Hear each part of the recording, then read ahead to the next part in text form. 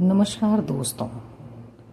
आज मैं लेकर आई हूँ एक ऐसी स्त्री की कहानी जिसने मेवाड़ राजवंश की रक्षा के लिए अपने पुत्र का बलिदान दे दिया। जी हाँ, मैं बात कर रही हूँ पन्ना धाय की। आइए सुनते हैं उनके बलिदान की कहानी। पन्ना धाय जाति से गुज्जर थी। पन्ना धाय का जन्म उस समय हुआ जब मेवाड़ पर राणा सांगा का राज था और चित्तौड़ मेवाड़ की राजधानी थी। उस समय रजवाड़ों में एक चलन था कि नवजात बच्चे को गुजरी का दूध पिलाया जाता था। रजवाड़ों में ऐसी मान्यता थी कि गुजरी का दूध पीकर बच्चा शेर की तरह ताकतवर, बलवान और निडर बनेगा। दूध पिलाने वाली उस माँ को धाय माँ कहते थे। पन्ना राणा सांगा के पुत्र और महाराणा प्रताप के पिता उदय सिंह की धाय माँ थी। महल के अन्य सदस्य उसे पन्ना धाय कहकर पुकारते थे।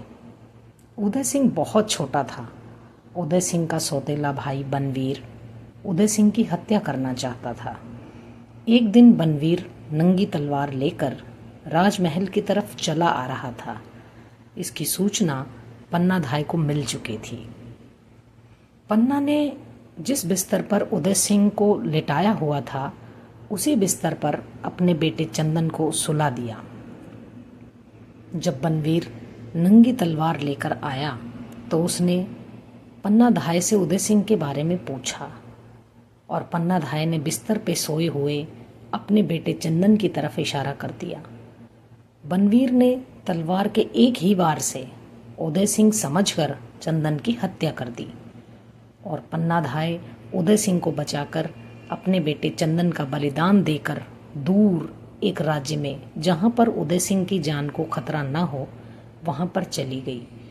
उदय सिंह ने जवान होकर अपने सौतेले भाई बनवीर से अपनी धाय माँ के बेटे चंदन की हत्या का बदला लिया। इस प्रकार अपने बेटे चंदन का बलिदान देकर पन्ना धाय अमर हो गई।